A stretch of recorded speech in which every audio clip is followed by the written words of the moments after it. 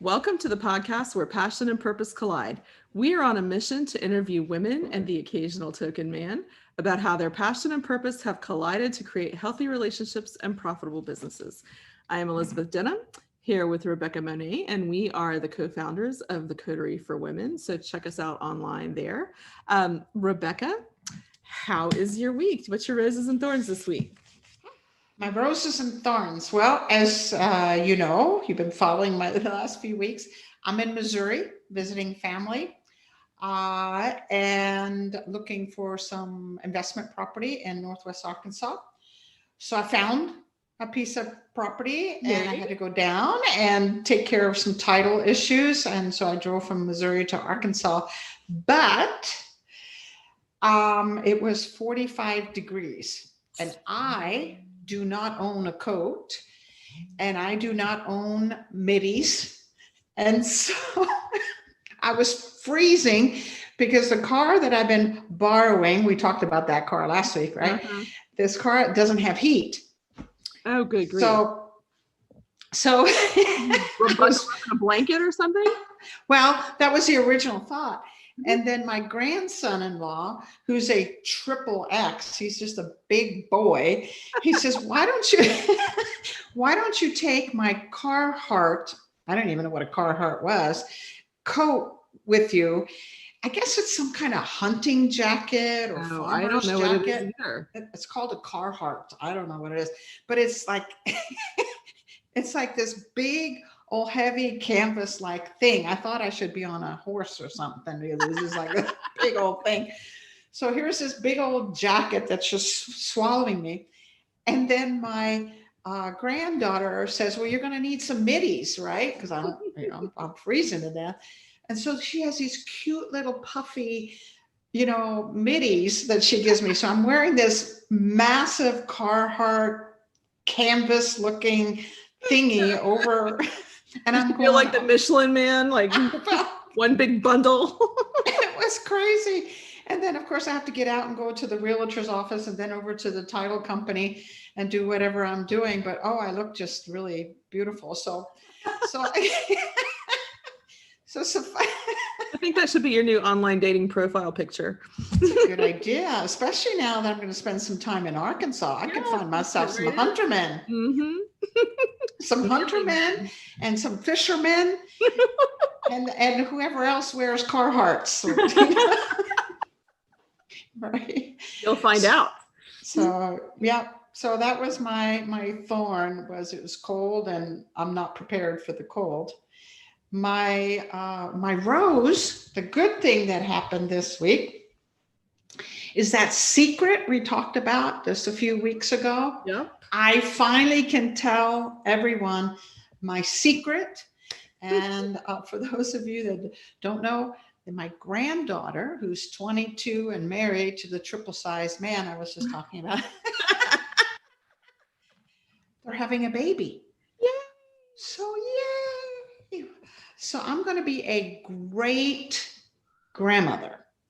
So that's exciting news. I guess it could be a thorn too, because I think I'm too young to be. Well, that is exciting news. What are they going to call you? There's a special family name. My great grandmother was called Big Mama. Now, she wasn't big. She was a little bitty thing, but they called her Big Mama. And so my granddaughter has asked if the baby could call me Big Mama. So I guess I'm Big Mama. That's going to be sweet and funny and cute. Yeah. Congratulations. That is so exciting. Secrets out. Yay. Yeah. That's a relief. That's got to be a huge relief. It's a huge relief. I can't keep secrets. I'm just terrible at it. I'd be so afraid of slipping up. Mm-hmm. Which I did a few times. Almost just a little squeak it out. Okay. So tell me about your rose and your thorn this week. Well, I think it might be one and the same, as it often is. It is sometimes, isn't it? Joseph, child number 4, turned 18 on yesterday. Yeah, today's Monday. Today's Wednesday. I don't know what is it. Whatever it is. He turned 18 on Sunday. And kind of like you, it feels weird to have a child that's entering adulthood. Mm-hmm. And about to go off to college. And the rose is that I'm excited for him. He gets to vote this year. He's excited.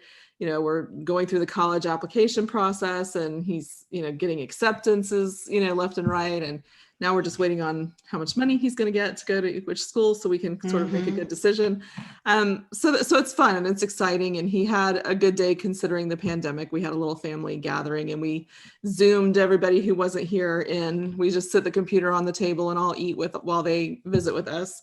The thorn is that, I'm going to be basically an empty nester. The 14-year-old is only with us one day a week and every other weekend. So for the majority of the time, pretty soon, less than a year, it'll just be Donald and me. So, that's got a thorn and a rose with it too, because we got married 8 years ago. So we've never been alone. We've always had children with us. And one by one, they're, going off into their own worlds. And, we'll still have that one here and there. But for the most part, our day-to-day is going to be dramatically different. So I look forward to it. And then I, of course, will miss them. Yeah. But I'm excited to spend time, with him, just the two of us, because we've never done that before. So I think it's party time. It is. I mean, we don't hate the idea, having never had that kind of time that you normally have before you have kids. So, it's mostly rosy. And then, I think by the time you get to the fourth one going off to college, you're like, you know what's coming, you understand how it's going to work, how they're going to communicate with you, basically. So yeah, it's not as frightening as when the first two left and we had to adjust to all of that. So yeah, that's a big deal. Empty nest syndrome is a big deal. You're going to initially go into shock and sadness and missing them terribly, and then pretty soon you're going to be running around the house naked. Naked. You're going to be running around naked for sure. We have friends that live across from my parents who just became empty nesters within the last year, and they went to Disney World and they took a sign that says empty nesters, and they celebrated every ride, everything. And they took photos of themselves with this picture with this little sign on a popsicle stick. It was the funniest thing I've ever seen. I've never seen two people happier to be empty nesters. So I'm going to try to take after them, because I'd look yes. Celebrate this transition. It's a big deal. It is. So kind of, one day that just brought it all to mind, I think. Fun. Fun. Well, sounds like we both had a pretty decent week. We did. It was a great week. Thorny. No, we've had worse weeks, that's for sure. Oh, for sure. Yeah, we're going to take this and run with it and be happy about it. But we had a decent week. So until next time, we will be back with roses and thorns in a week. Hopefully, we'll have as much good to report. Welcome back to the podcast where passion and purpose collide. We are here today with a very special guest who's got some amazing stories to share and insight for us. Rebecca, tell us who we have today. Well, we finally nabbed Shelly Sun. Shelly Sun is the CEO and founder of Brightstar Group Holdings, Inc., the parent company of Brightstar Care and Brightstar Senior Living and Memory Care. Brightstar Care is a premium healthcare staffing company providing a full continuum of care, from home care to supplemental staffing for corporate clients such as nursing homes and physician. Brightstar's focus on quality assurance and improvement includes requiring Joint Commission accreditation for all of its branches. Brightstar Care is also the only company of over 28,000 home care agencies to receive the Joint Commission's Enterprise Champion for Quality Award every year since 2013, all the way through 2020. Brightstar was founded in 2002 and expanded through franchising in 2005. Today, Brightstar has grown to over 340 locations, represented by 200 small businesses across the U.S. Brightstar serves over 20,000 families through the care provided by over 15,000 certified nursing assistants and over 25,000 nurses, or 2,500 nurses. Brightstar's Care is consistently named in Forbes' top 10 franchises under $150,000 initial investment. Shelly was named IFA's 2009 Entrepreneur of the Year and is a certified franchise executive and was listed in Inc.'s Top 100 Female Founders issue 2020. Shelly Sun and Brightstar were featured on CBS's Undercover Boss. Shelly also published her first book, Grow Smart, Risk Less, where she discusses her journey as an emerging franchisor through amazing growth, lessons learned, and game-changing ideas, and has a Harvard Business School case study written about Brightstar's growth story under Shelly's leadership. Welcome, Shelly. We're so glad you could come.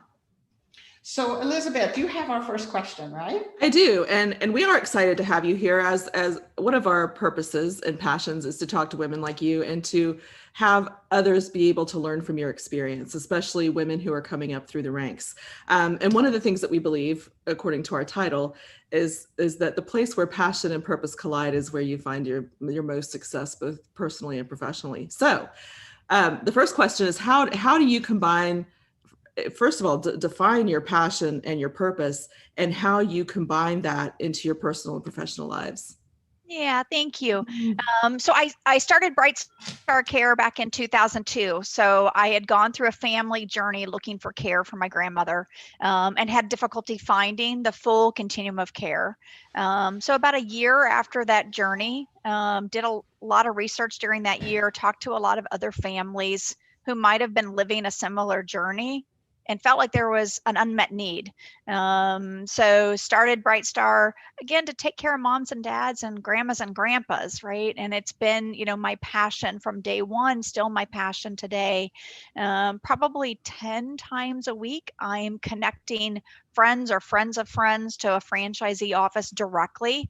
Whenever I'm asked personally about care from someone who's in my network, I don't just send them off. I personally get involved. I'll do weekend calls on Zoom with a franchisee to help get a case set up, right? And it's not about the revenue. It's about like helping someone through a really trying time, make sure I can add that personal connection. So something that was my passion is still my passion. It's what drives me each and every single day with the business. And I think, bringing that into it kind of is, my personal and professional life, right? I live it 24/7. I think about it all the time, but I think the honor that I've had over the last few years is to bring my boys into it as well. They're still only 15 and a half years, so there's no child labor involved yet, but I have a dear patient that I had taken care of for years.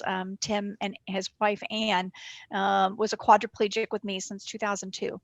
And in 2018 on Labor Day, I was able to bring my boys to visit Tim and Ann and spend some time. And in Tim's own words, for something that I couldn't probably have helped my boys see, but he said to my boys, if it wasn't for your mama, I would have died probably 10 years ago. And it means I never would have seen my first grandchild, let alone my third and fourth grandchild be born. I wouldn't have seen my daughters get married.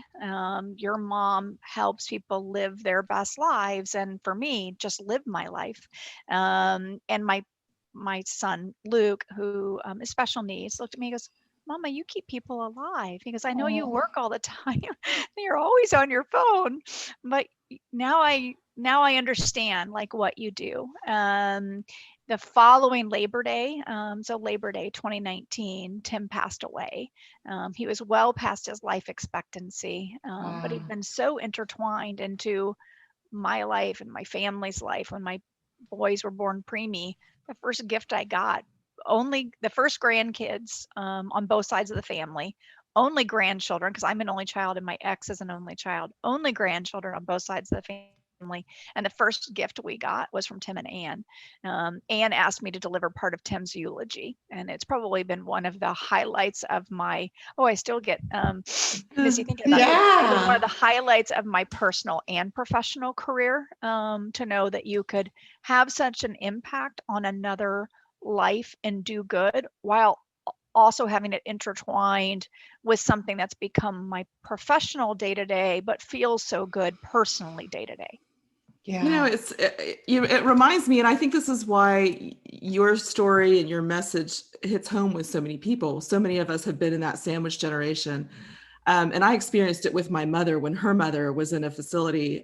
She had dementia pretty badly. And my children were babies and I would take them with her. My mom visited every single day. I would go several times a week, and I took my boys when they were infants, 0, 2, and 4, and 2, 4, and 6. And the things that I think they learned from that are so critical to who they are. They're so respectful of their elders and of their older family members. And I think they learned that empathy and compassion and caring. So I think it's such a beautiful thing that you have been able to bring your boys into that situation, because not only is it beneficial to the older patients or residents, because it gives them joy and gives them something to look forward to, but it's beneficial to your children to learn the lessons of what it means to love and care for somebody. So I just think it hit home for me because we went through a similar thing. So thank you for sharing that with us. Yeah. So Shelly, I've got an opportunity to watch your boys grow up. While you're growing a business, you're growing a family, and you're growing a business, and to live your purpose day in and day out, and to build these meaningful long-term relationships are so powerful. But you mentioned even your boy said, "Oh, Mom, you're so busy. You're on the phone and you're doing this and you're working and you're helping people."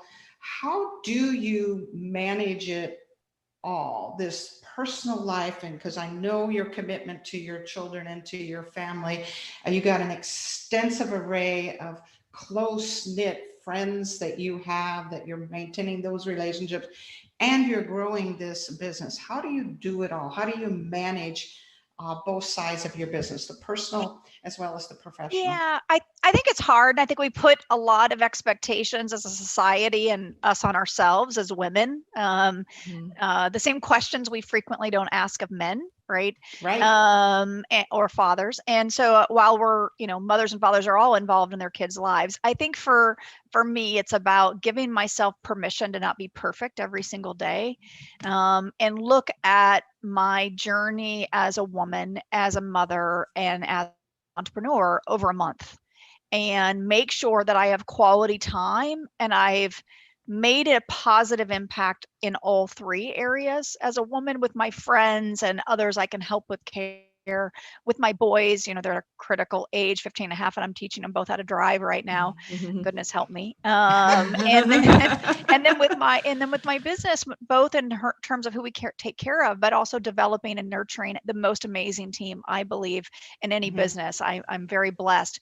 But on any given day, look, there's some days I'm a better entrepreneur than I am a mom, and there's other days I'm a better mom than I am an entrepreneur. I think for me, going through this journey, my boys are 15 and a half. I've, every day they've been alive, I've been running a business. And I started it, 3 to 4 years before they were born. So that entire journey has been, I'm frequently up at 5:30. I get a workout in. That's my time. Boys aren't up now, Saturday and Sunday much later, Monday through Friday up for school.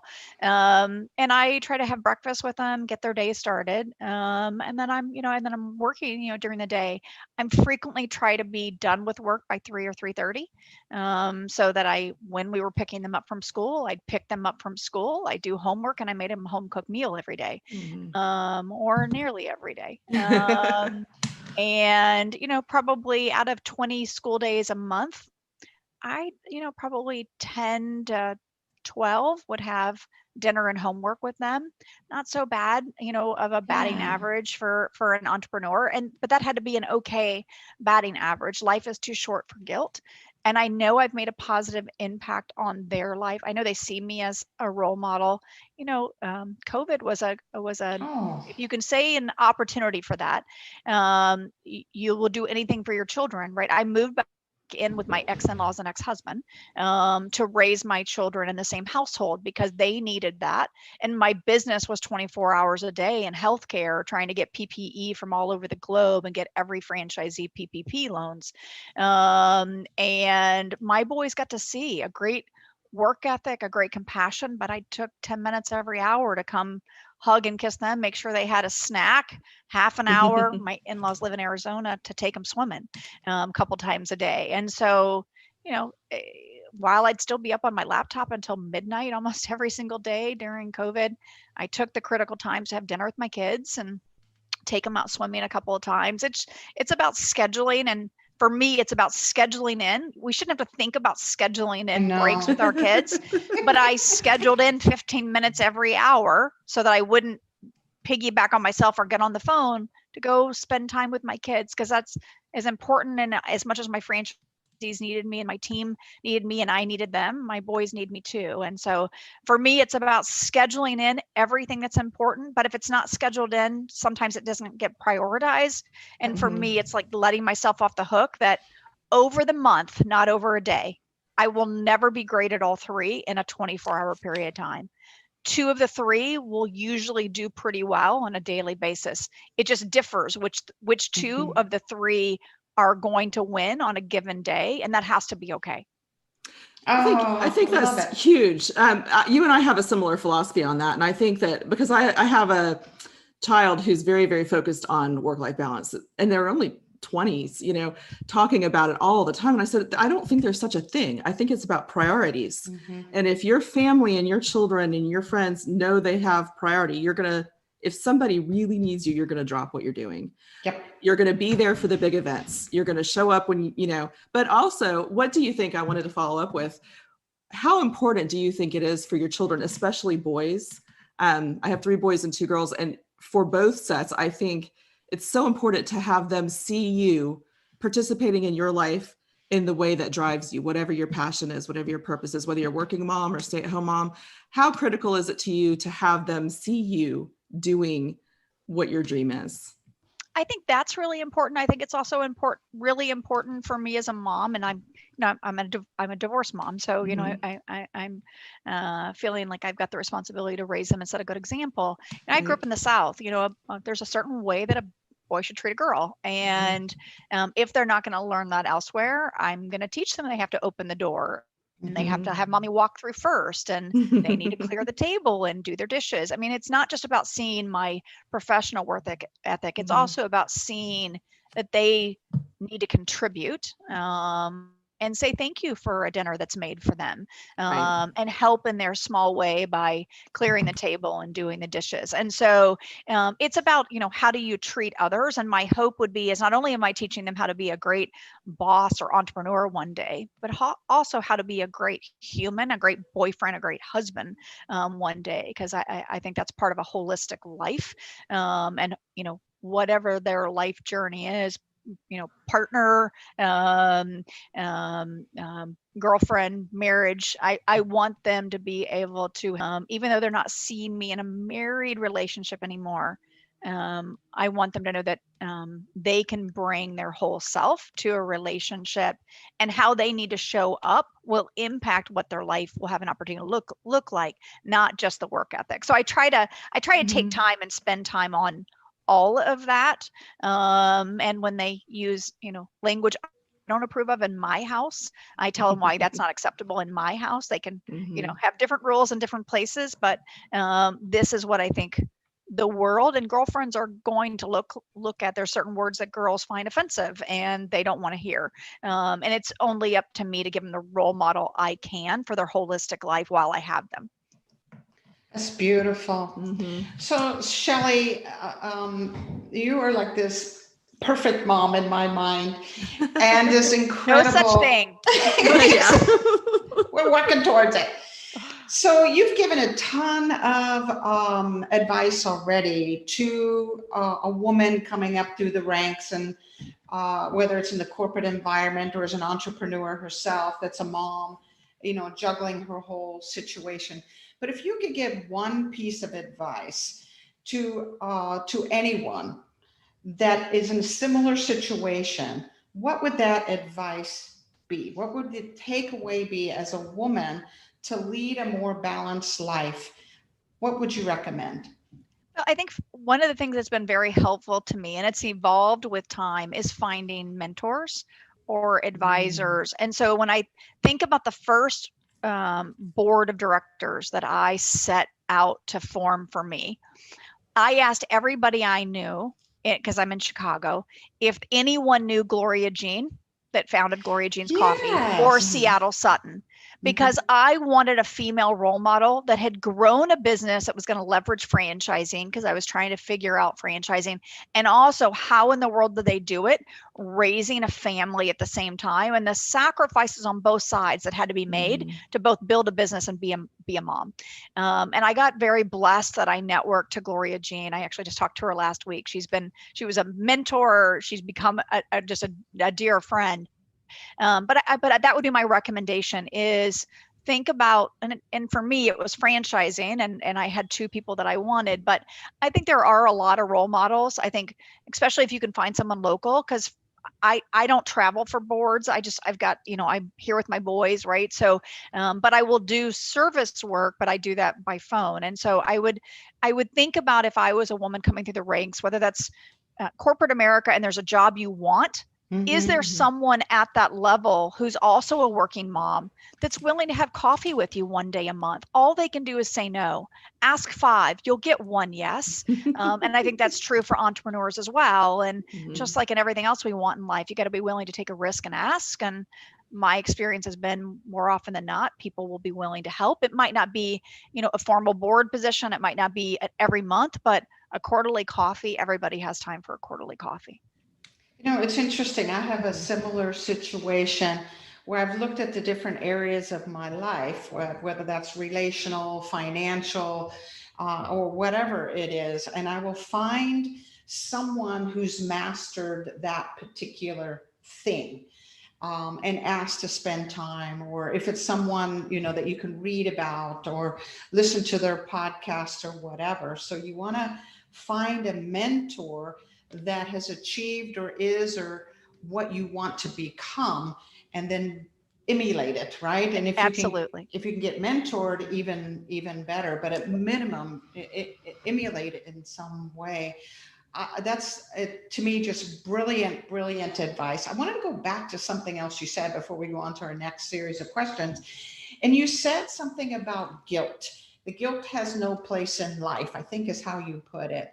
Can you elaborate just a little bit on that? Because that is like, you knocked it out of the park with that. What do you mean by that? And why is guilt so terrible? Well, I just see a lot of the interviews I've had over the years, like, how do you deal with a mother's guilt of trying to build a business and work out for yourself and see friends and be a mom? And that's just a wasted emotion for me.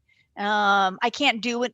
And that's taking me away mentally and emotionally from what I could otherwise be spending time on, and giving my best self to. So it's something I really try hard not to have. That, to me, it's a negative emotion, and it doesn't allow me to show up as fully present.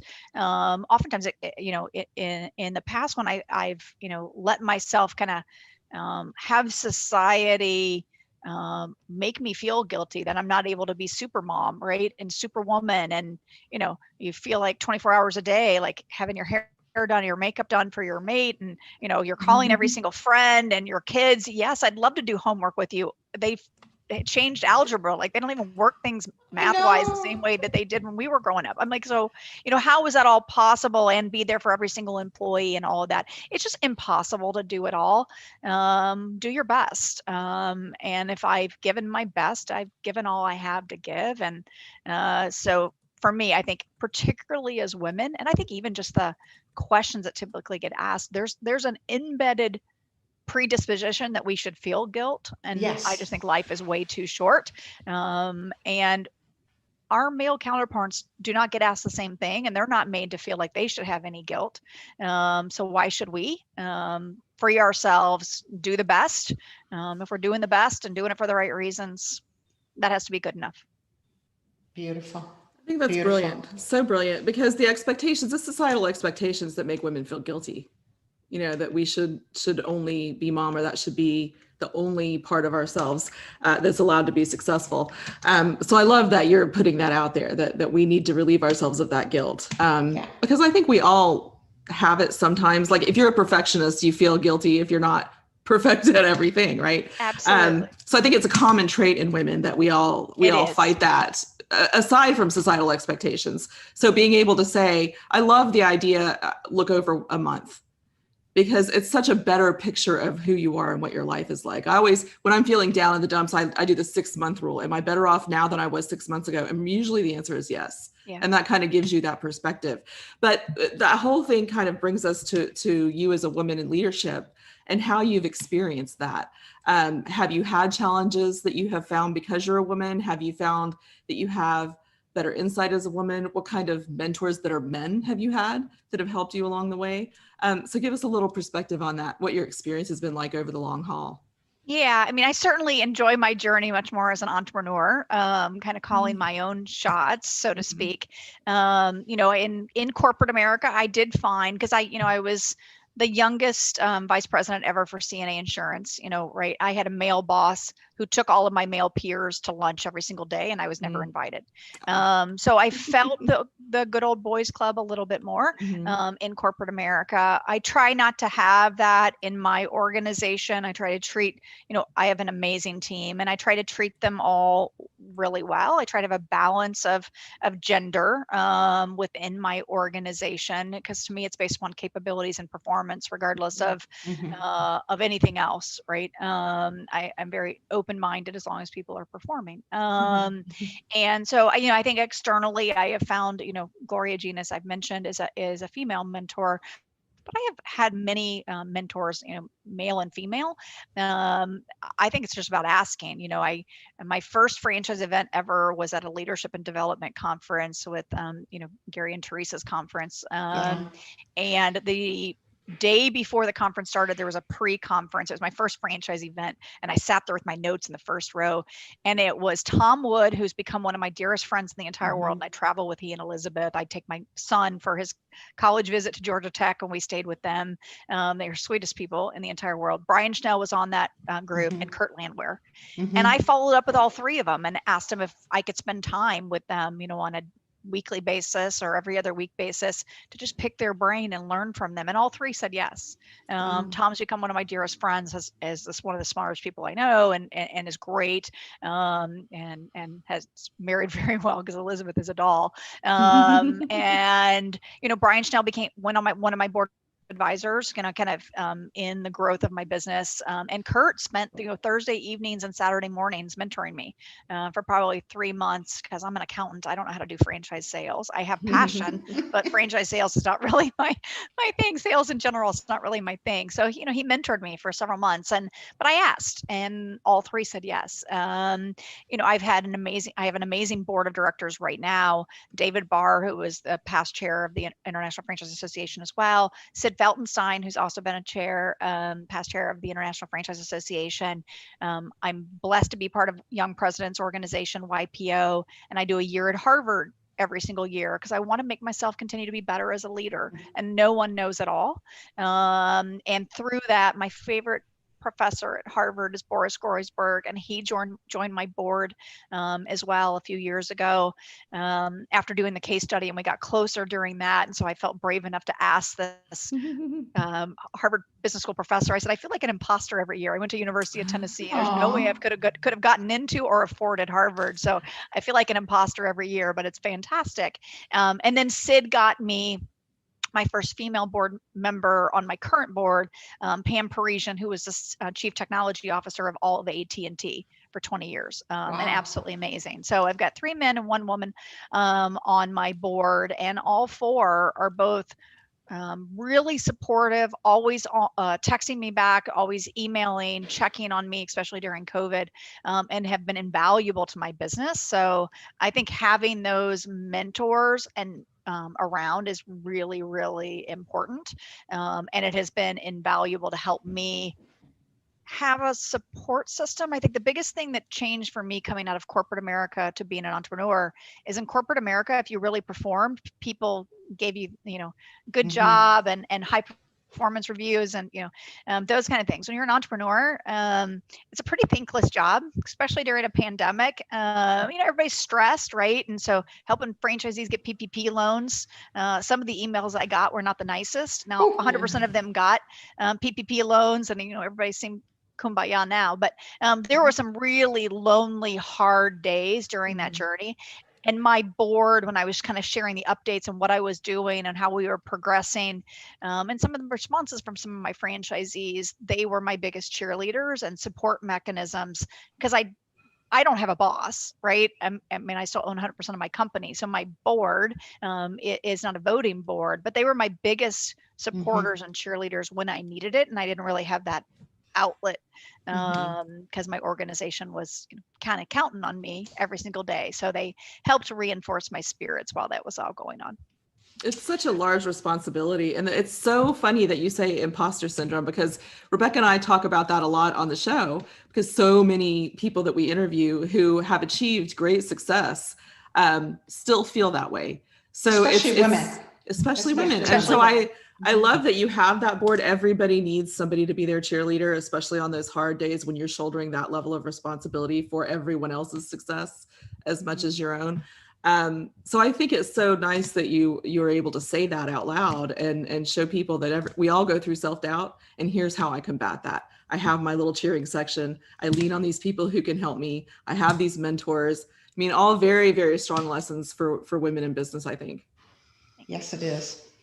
So Shelly, we're talking about mentors, especially as entrepreneurs, and being an entrepreneur myself, I can fully relate where you are and the importance of those people in our lives. But you've also stepped out and mentored others. It's kind of the one hand up, one hand down kind of thing.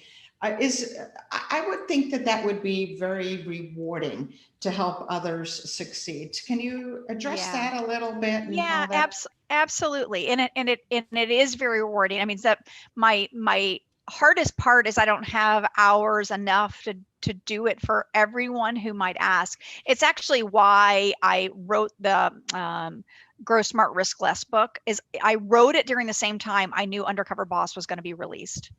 And I ventured to guess that there would be a lot of entrepreneurs who would be reaching out to me. How can I grow my business? Or I hadn't thought about franchising. And it's difficult for me to say no. I think it's difficult for women to say no. But yet trying to run my business and trying to be a mom, I can't say yes to everything. So writing the book was a way to say, I'm going to transparently share everything I did. Here's everything I got right. Here's every mistake I made. Here's my organizational charts for the first 5 years. Here's how I evolved them, all of that. Somewhat dry, but a blueprint for like, how do you decide whether you should franchise your business or not? And so when I have people reach out to me now, I'll be like, read the book. And then if you have a series of questions and you put that on an agenda, I'll do a call with you. I typically mentor 20 to 30 people every single year. I have mentees that I mentored 10 years ago, Nick that runs College Hunks Hauling Junk. I mean, we still talk probably once a quarter at least. And those are relationships I've had for, a really long time. And now they could mentor me practically. So that's been fun to watch. At IFA, there's many of the hours where I might not go in and do all the roundtables. I do half an hour speed dating with the people who have wanted to like do a mentee appointment. So I'll typically do 10, 15 meetings while I'm at IFA with up and coming franchisors. And I love doing that. Right now I'm working with my alma mater, University of Tennessee, to endow a franchise program because I want to help those who see franchising either as a franchisee or a franchisor or franchisor executive be able to learn some of those lessons before it's really expensive lessons after you've already started.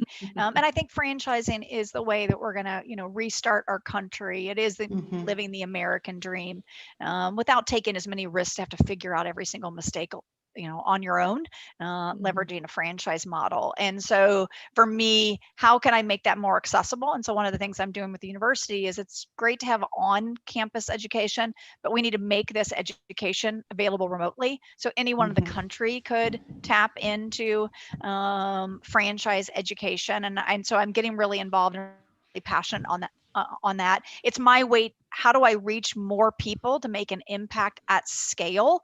Some of my network during franchising, I do have great relationships, and David Barr and John Rocci are with Franworth.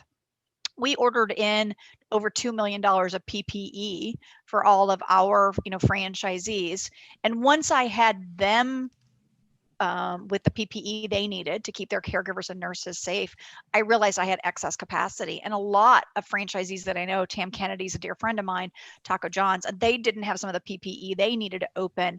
I'm like, Tam, is this crazy? But could we work with IFA, and could I bring the inventory warehouse management system that Fran Worth helped me set up to open this up at cost, not even carrying cost, no admin cost, to open this up to franchising? Let's get the country restarted with our PPE.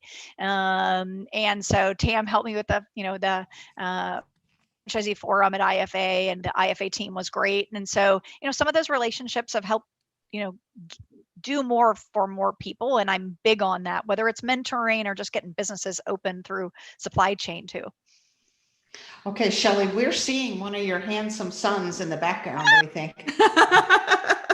Oh, hi, sweetie. Come here, baby. Hey, Luke. Hi. Can I make an appearance? This is Luke.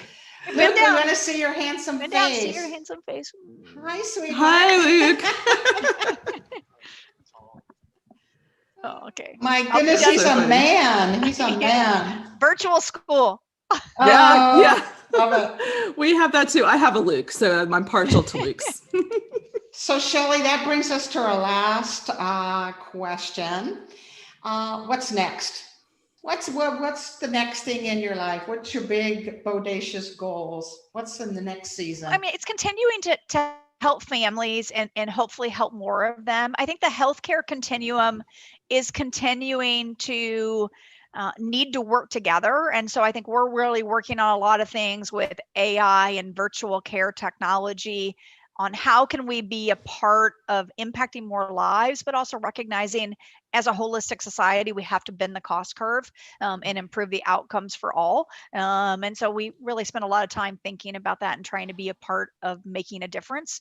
All families have an individual choice to make, and not the right decision for one family is different, one family to another.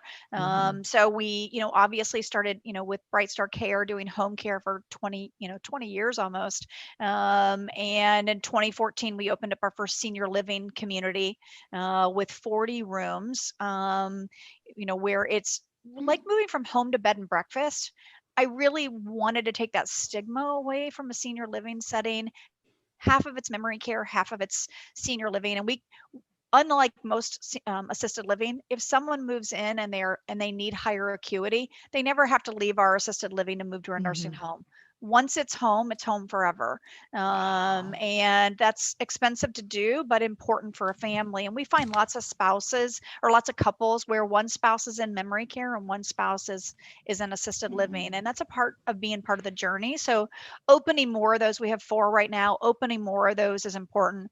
And then we're launching into care homes as well, which are, 8 to 10 rooms, not as high acuity. But again, for some families, depending on budget and socialization, they might choose that as part of their continuum. So we just want to meet families where they are, continuing to mentor, be as involved in the IFA as they'll have me as a past chair. We tend to get erased, but trying to make an impact as much as I can.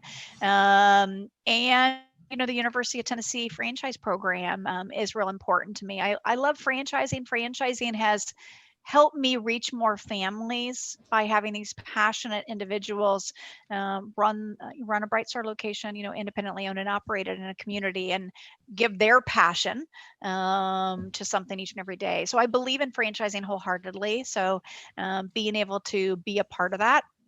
And the boys are 2.5 years from going off to college. So what am I going to do to fill my time when they go off? There might be a Shelly booked version 2. I look forward to that. Okay, Shelly, final question. If people would like to get a hold of you to learn more about your franchise system or request a mentor appointment, what is the best way for them to get in touch with you? Thank you. So brightstarcare.com is the franchise brand. I think there's a contact us. I'm sure they could put in information. I'm going to make sure if it's about franchising, that they've read the book first, because my experience is it takes 6 hours worth of questions and 30 minutes can get the job done if there's that kind of background. Right. But yeah, if we can be, if the franchising is something to look at, or for all of us that are the sandwich generation, and you said that, Elizabeth, right? If we can do anything to be of service for anyone's families, we're here for that as well. Excellent. Thank you for being with us today, Shelly. My pleasure. I know folks are going to get great value out of your story, as well as some of the advice that you gave. So thank you for your time. My pleasure.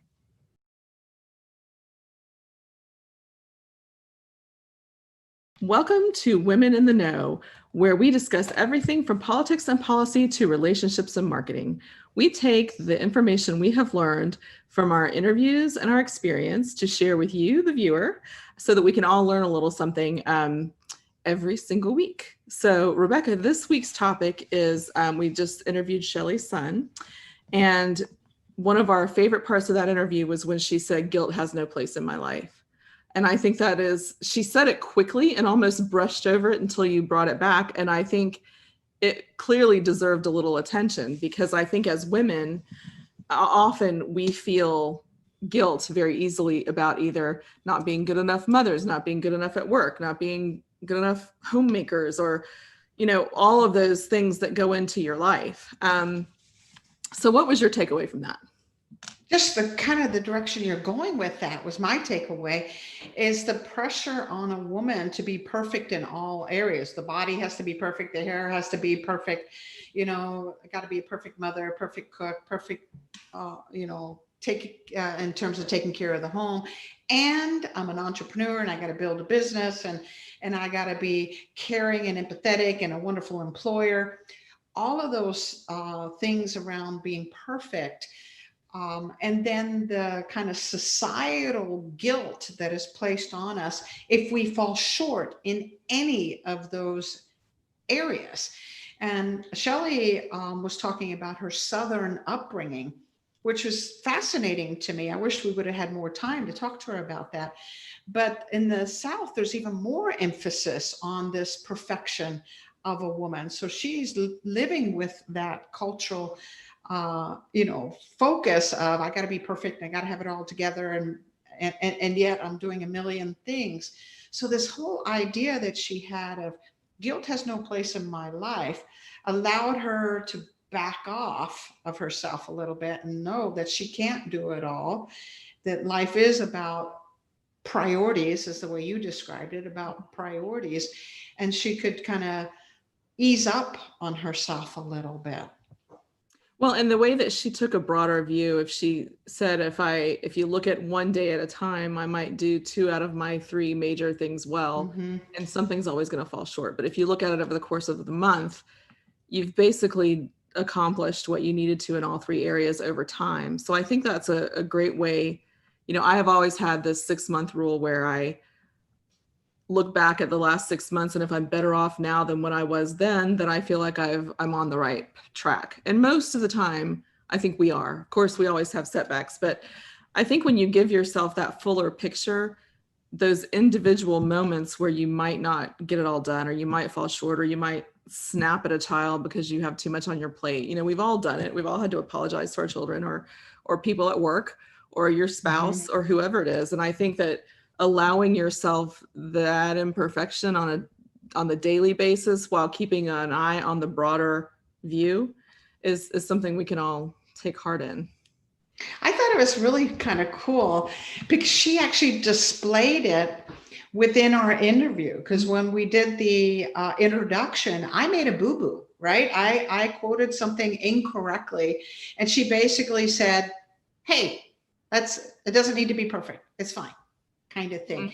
So I thought it was interesting that she had this crunch of a time. She had 45 minutes max that she could give us.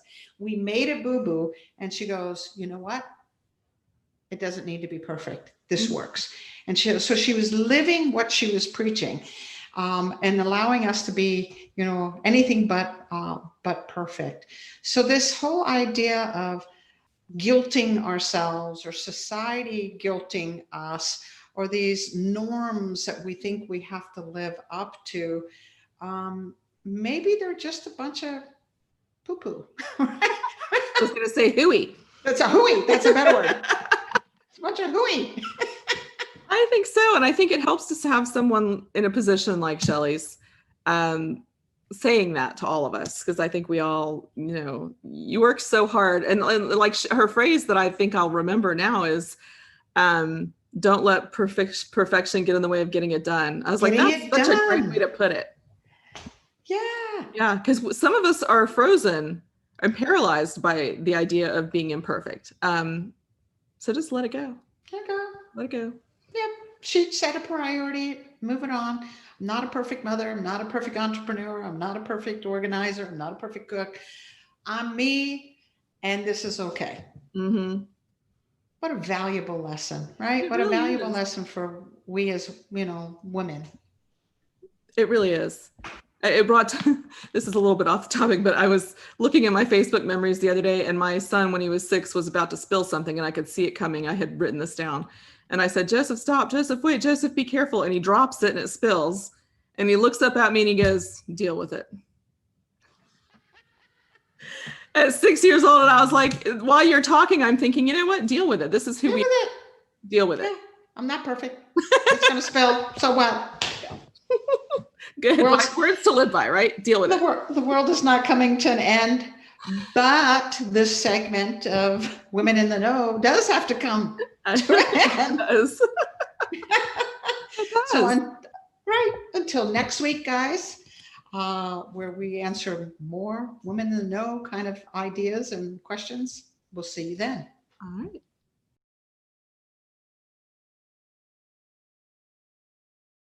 Welcome to Ask Beck and Liz, where no topic is off limits.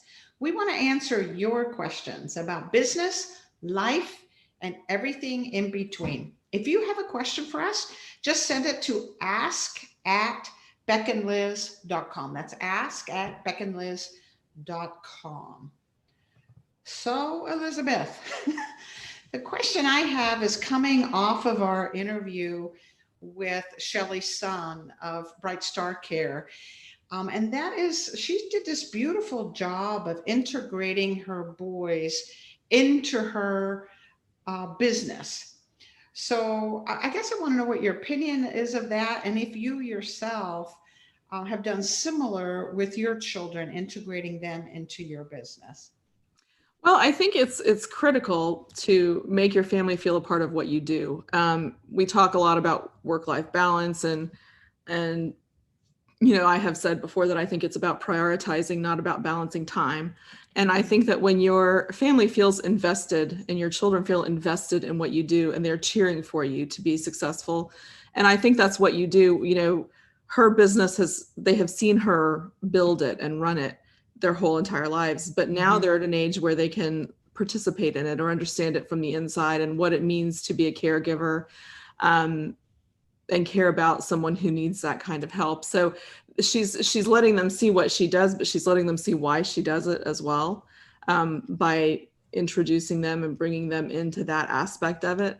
And so I think for myself, I have always tried to talk enough about what I do or what I believe in with work that they feel like they know what it is that I do and why it is that I do it. And I think that they're all excited for my successes, and they all cheer me when I met a roadblock.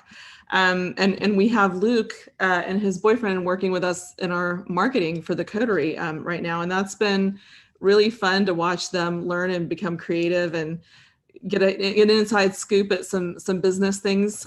So I think that, and the others are not involved in the work part, but they are invested in what it is that I'm doing. So I think that when you do that, they don't feel deprioritized, because you're not so separate.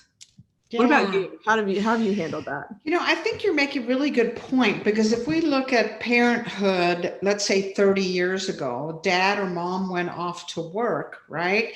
And we came home, and it was one life at home and one life at work. The kids didn't know, they know that the bacon was brought home and you got food on the table and a roof over your head, but they really didn't know what kind of business you were in or what you did. It wasn't something that was frequently talked about. And Shelly clearly has her boys who are now 15, almost 16 years old. They've been grown up in this business. In fact, I thought it was so cute that when we were interviewing Shelly's son, Luke was peeking behind the signage, the Bright Star signage, peeking On his through. little head. I know, it was so cute.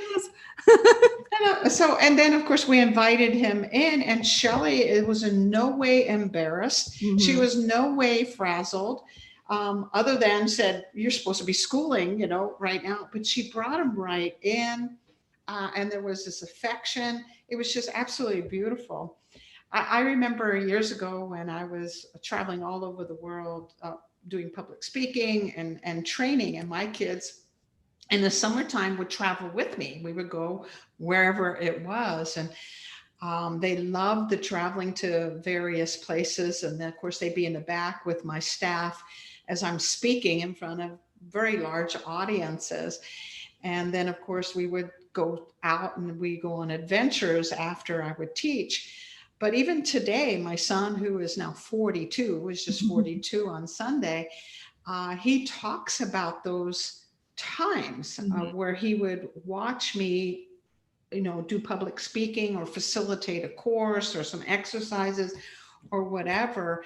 And it was like he was in awe of that kind of thing. And so he's talking about it 30 years later and things like that. So I think if we can involve our children like Shelly has, like you have, like we have, not only do they get to know us more intimately, but they get to participate and learn something about business at the same time.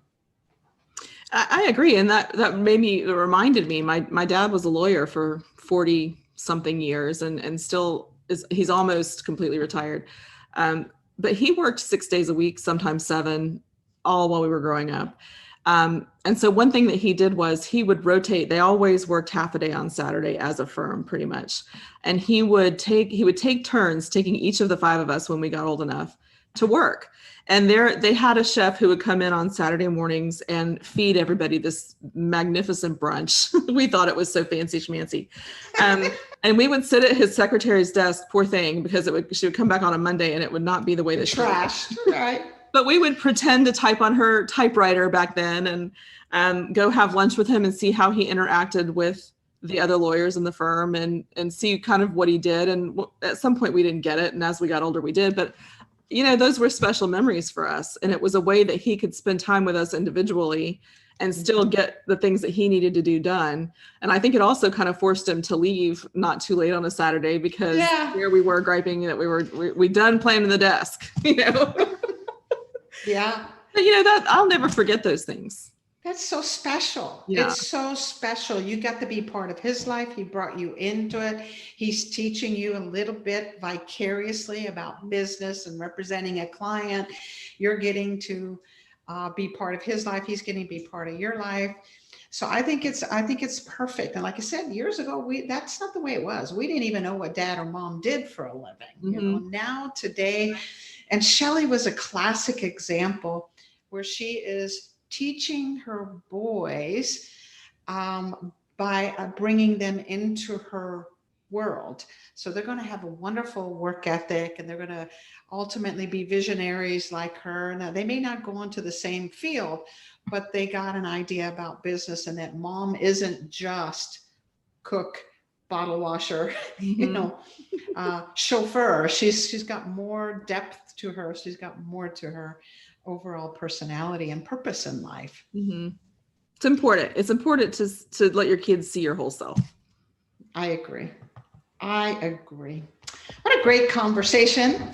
I want to thank everyone for joining us today, where passion and purpose collide, profits are made, and relationships are forged. This is Beck and Liz signing off and wishing you another purpose-filled and profitable week.